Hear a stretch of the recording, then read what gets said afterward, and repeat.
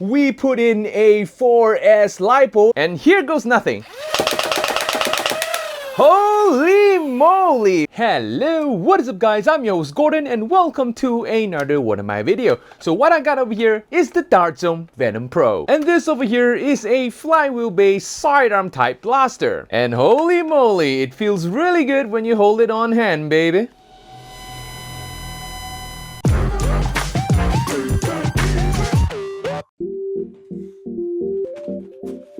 In the box, we got the blaster itself, 2 mag, battery and a charger, safety goggle, 24 darts, and a manual.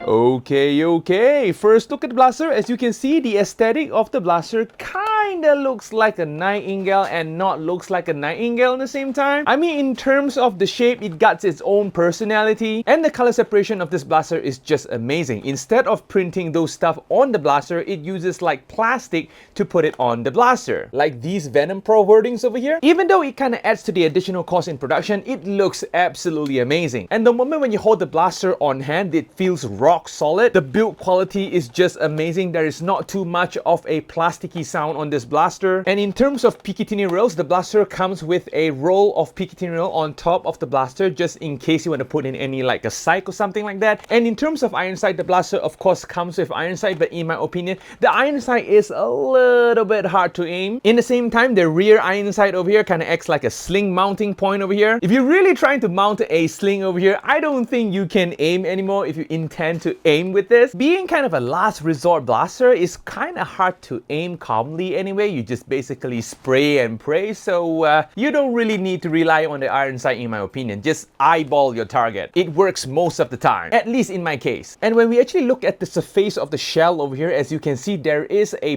bulging part at the right hand side of the blaster. There is where your motors are, and weirdly enough, on the left hand side of the blaster, it is a flat surface. So it is kind of an imbalance in my opinion. To me, it is okay. Some people are not okay with it. And when we actually take a closer look at the blaster, there is ventilation over here for your motors. And other than that, the grip of the blaster is very comfortable to hold. It is not too large and it is not too small. It is very suitable for big hands like mine as well. And the trigger pull of the blaster is very standard, nice to pull. And in order to be able to pull the trigger, you will need to click on the revving trigger. And where is the revving trigger? The revving trigger is actually located at the back of the blaster, which is this gray piece over here, where you have to put in some force to push it over there. Then you can pull the trigger. It's like a second safety mechanism because there is a safety switch at the left hand side of the blaster. I mean, this safety revving switch combo kind of felt like a 1911, if you know what I'm saying. Oh yeah, by the way, the blaster only comes with 2 12-round magazine over here. And if you think 2 mags is not enough, you can basically put in a nightingale mag if you have one of those lying around in your house. But anyway, let us put in the battery to check things out. And by the way, there is a thumb screw at the front over here, which is very convenient if you want to swap batteries. And it came with one of these captive thumb screw design, which is impossible for you to lose, which is a great design, I tell you. And the blaster comes with an XT30 connector, which means big power connector. First, let us test the rating of the 7.4 volt battery. Ooh-wee, it sounds really aggressive. Holy moly. What about the rate of fire? I wouldn't say that's an impressive rate of fire, but I would say it is an acceptable rate of fire. But what if we put in one of these 11.1 volt 3S lipo? Let us put in a battery, load up some darts. Holy moly, it sounds pretty intimidating. And here comes nothing. Holy moly, and this is the kind of rate of fire that we're looking for, man. And I'm kind of curious, what if we put in a 4S lipo and see what kind of performance and rate of fire that we will get? Yeah, Gordon being Gordon. Let us put in a battery, load up a fresh mag. Okay, very aggressive. And here goes nothing.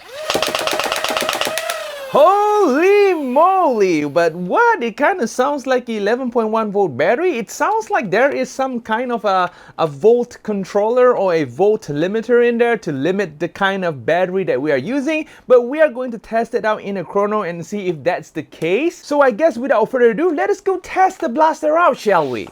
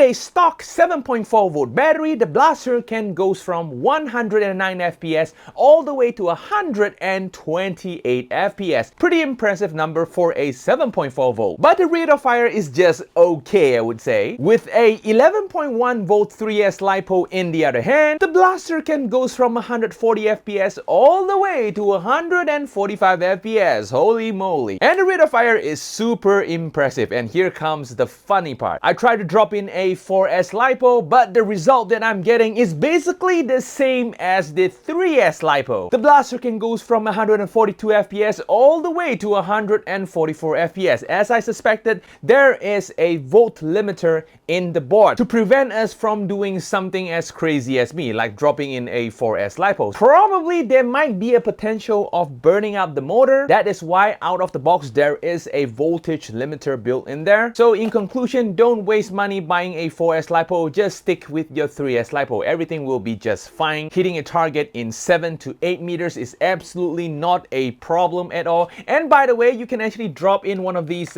scar barrel over there. It's like a plastic scar barrel, but just saying, there is absolutely no changes in accuracy at all. It fires just the same, but it kind of reduces the range due to the reduction of FPS. Like with the scar barrel over here, if you're running an 11.1 volt battery, it can only goes around 108 FPS all the way to 125 FPS with the same kind of accuracy, and you are losing range. And of course, operating this blaster, I did not encounter any jams at all, which is a good thing. So far, so good. And will this blaster passes the wall test? The answer is a big yes. When you try to hang it on the wall with a bunch of Dart Zone blaster, it looks absolutely nice. Some people might like the green color over here, some people might not like it, but in my opinion, the green looks just nice for me. And by the time of this video, the blaster is not yet available in Malaysia, and when it is available, I will pin a comment in the comment down below, so feel free to check the comment section time to time, just in case you don't want to miss this great blaster over here. And I guess that's all for today, guys. If you guys like this video, feel free to smash on the like button. Don't forget to subscribe to this channel and ring the notification bell, and I'll be seeing you guys in the next video. Adios, guys!